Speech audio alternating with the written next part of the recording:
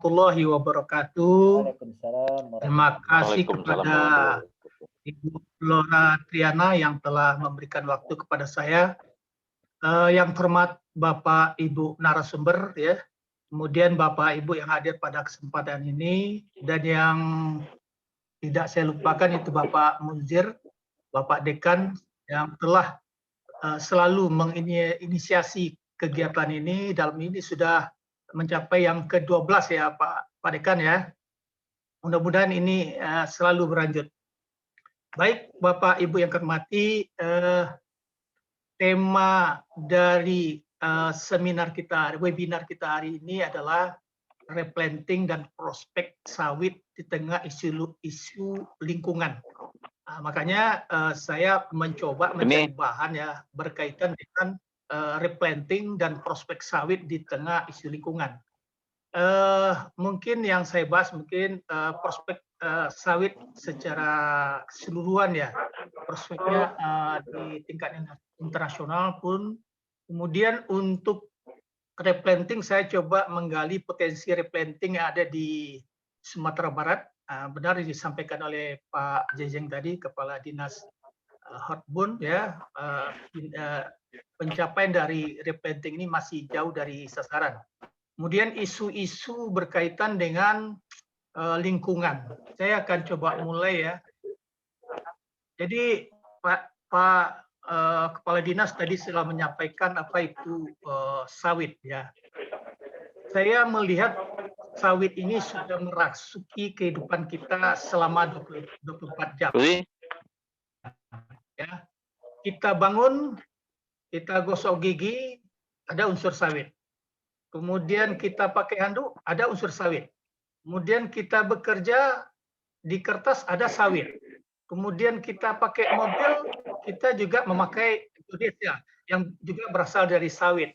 Jadi kesimpulan saya, ketergantungan kita terhadap sawit itu selama 24 jam sehari itu selalu ada. Jadi saya melihat sawit ini merupakan produk penting yang tidak bisa kita tiadakan ke depan. Kemudian kalau kita lihat proyeksi kebutuhan minyak nabati dunia ya, saya coba ambil data dari FAO ya, FAO dari tahun 2014 sampai 2025. Ternyata kebutuhan minyak nabati itu diproyeksikan pada tahun 2025 yaitu 218,9 juta ton. Di sini ya, CPO ya, yang berasal dari sawit itu dibutuhkan 78,6 juta ton ya. Share-nya rata-rata itu 35,91%. Begitu penting sekali prospek sawit ke depan. Kemudian kalau kita lihat 10 penyumbang devisa terbesar dari tahun 2017, ternyata sawit itu primadona nomor 1 ya, kalah migas. Pariwisata kalah ya, migas kalah, tekstil kalah, batubara kalah.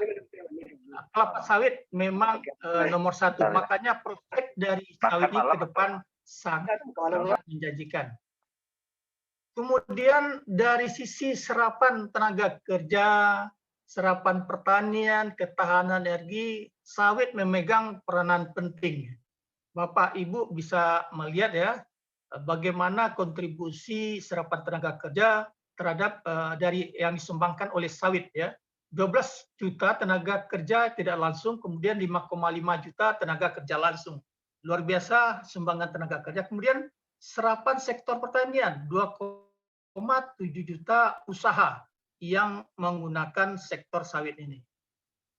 Kemudian kalau kita lihat perbandingan produksi sawit CPO menurut status pengusahaan tahun 2017 ya, itu sawit seperti Pak Jejeng tadi sudah menyampaikan juga untuk kondisi Sumatera Barat.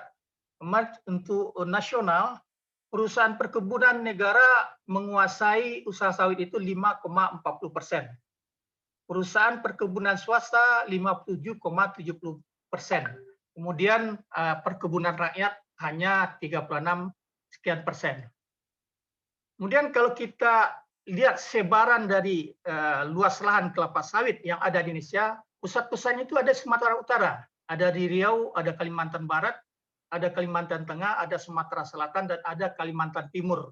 Sumatera Barat tidak seberapa. Jadi tetangga kita Riau sama Sumatera Utara yang lebih banyak. Kemudian saya masuk ke replanting ya. Saya coba mempelajari apa itu program replanting. Ternyata program replanting ini merupakan program nasional ya. Program nasional yang ditujukan kepada masyarakat. Kemudian dikelola oleh Badan Pengelola Dana Perkebunan Sawit, kelapa sawit. Karena ini merupakan dana yang berasal dari kutipan ekspor sawit ke luar negeri ya.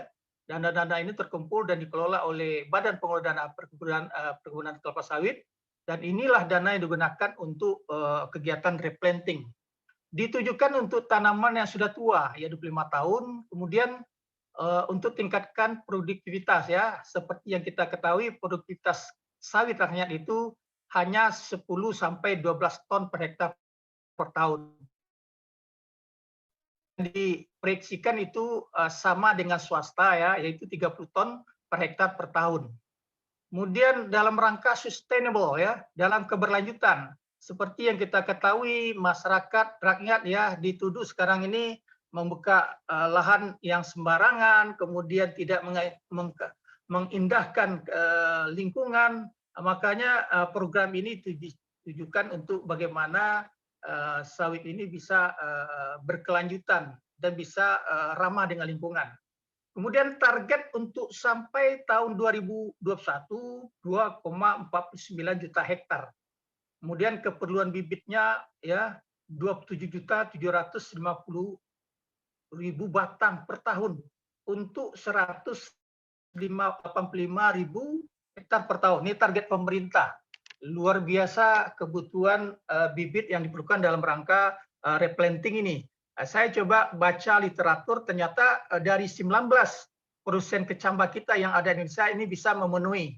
Tapi persoalannya adalah dari kecambah ke bibit ini perlu waktu ya, perlu lahan dan perlu tenaga kerja. Makanya kebutuhan bibit ini sangat tergantung kepada waktu, lahan, dan biaya. Makanya target yang disampaikan oleh Pak Jejeng tadi tidak tercapai. Salah satunya adalah adalah persediaan bibit kita. Kemudian kalau saya lihat juga persyaratan untuk bagaimana bisa ikut serta program sawit rakyat ini ternyata sangat rumit dan kurang jelas ya. Dan ini masyarakat susah untuk mengikutinya. Tetapi terakhir tahun 2019 ini sudah dipangkas dan itu bisa dilakukan secara online. Mudah-mudahan dengan secara online ini tentunya petani bisa memahami ya. Kita tahu sumber daya petani sangat terbatas. Kita berharap dengan adanya ikut sertanya masyarakat untuk ikut dalam program replanting ini dengan cara online ini tidak menjadi kendala juga.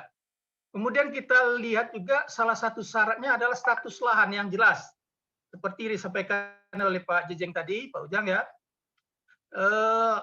Masyarakat inilah yang menjadi masalah ya, karena mereka menanam sawit itu di lahan ulayat mereka.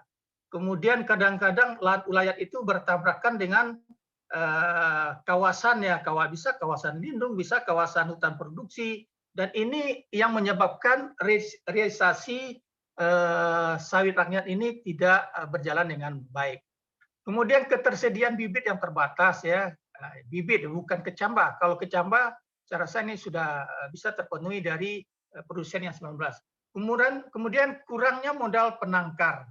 Ini kondisi-kondisi yang saya lihat dalam rangka lihat pada program replanting yang dibuat oleh pemerintah.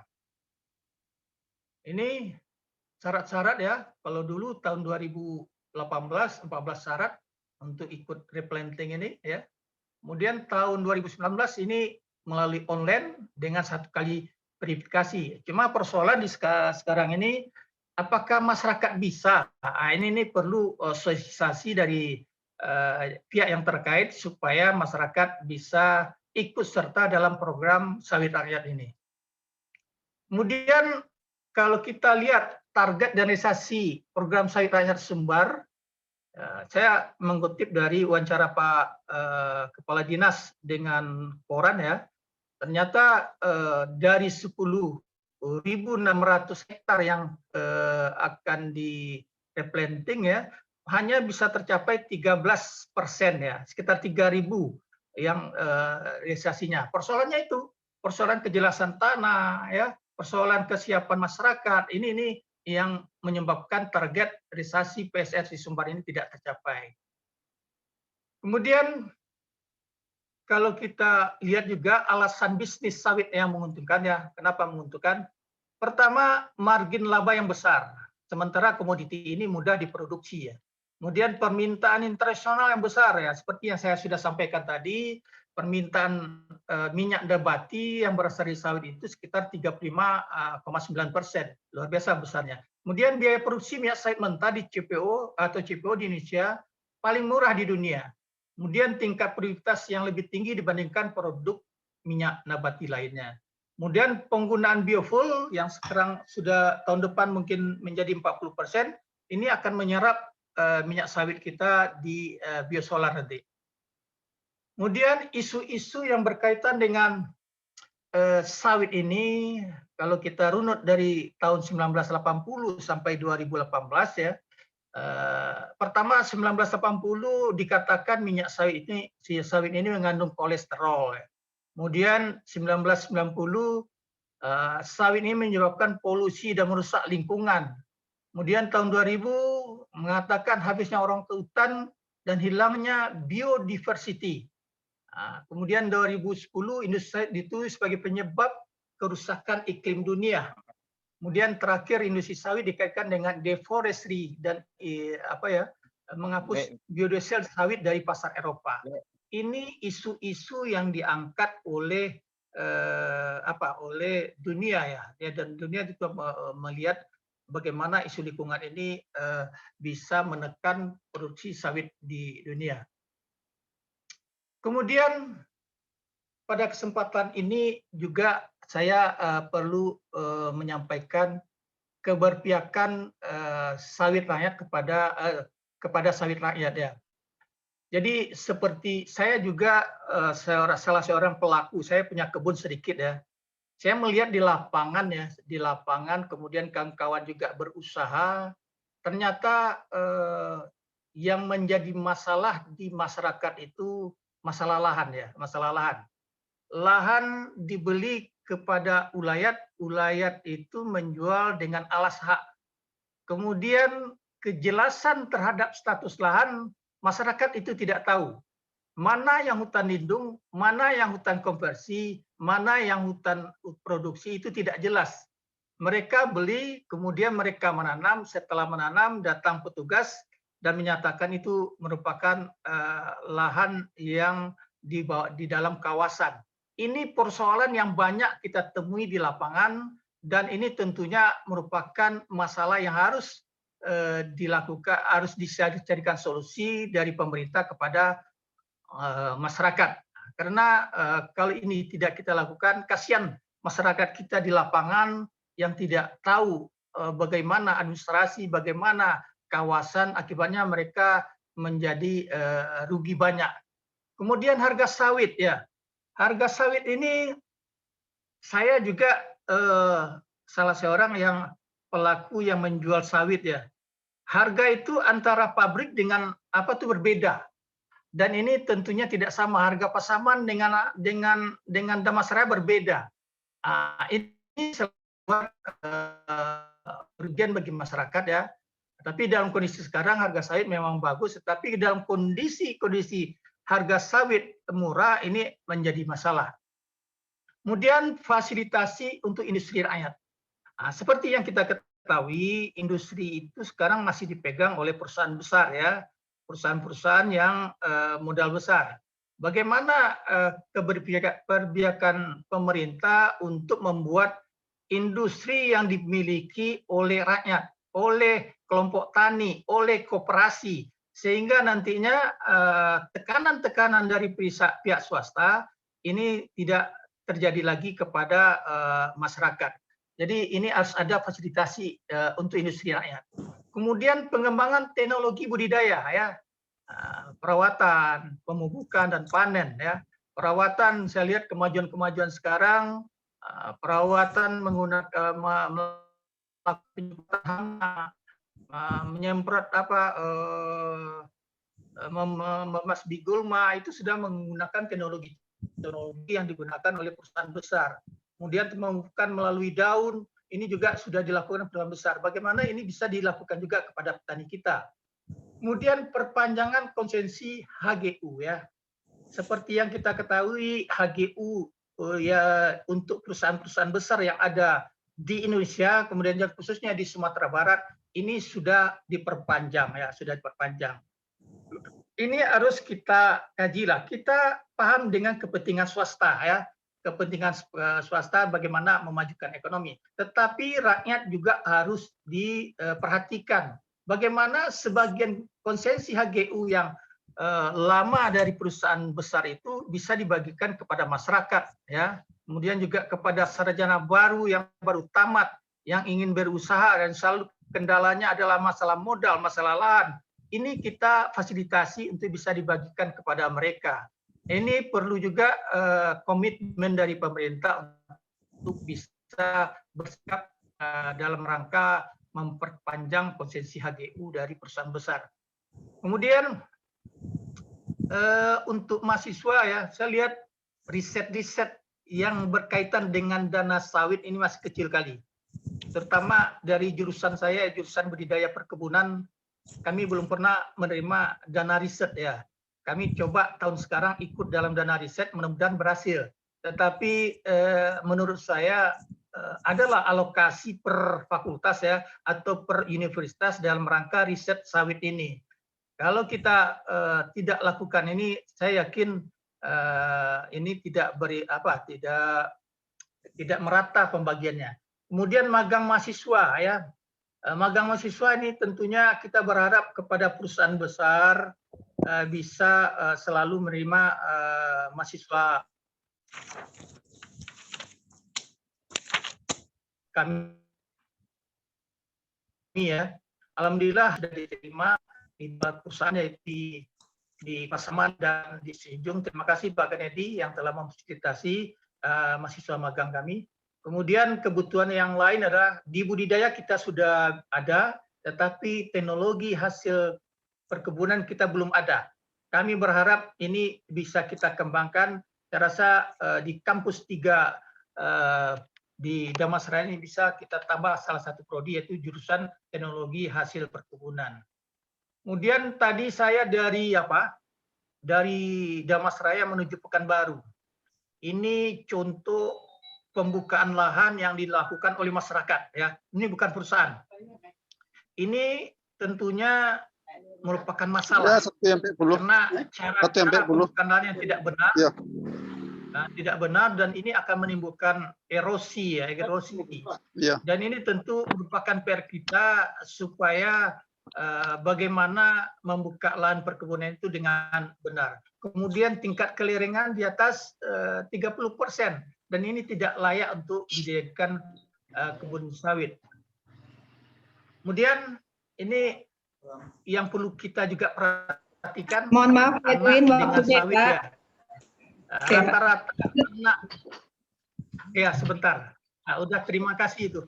Anak-anak kita banyak tertinggal dalam hal pendidikan, terutama anak-anak pekerja atau buruh sawit. Dan ini juga perlu perhatian kita dalam rangka bagaimana sawit berkembang, apa masuk kelompok mata berkembang. Apa masuk kelompok Assalamualaikum warahmatullahi wabarakatuh. Apa masuk kelompok mah? Pak Ciko, tolong itu Pak Ciko, diapakan Pak Ciko? Apa masuk kelompok mah? Waalaikumsalam warahmatullahi wabarakatuh. Terima kasih Bapak.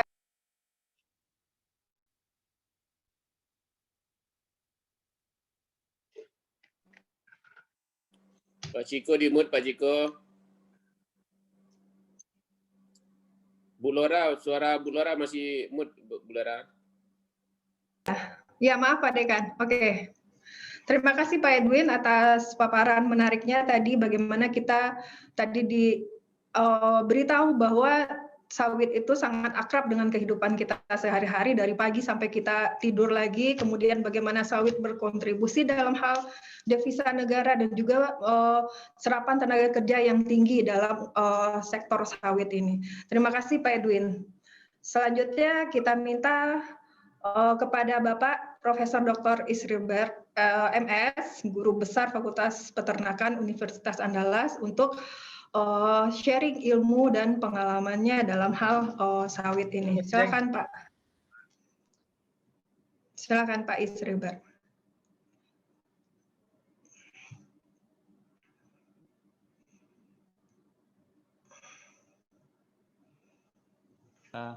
Terima kasih Ibu Lora Triastri, Triana. Apa suara saya bisa didengar, Lora?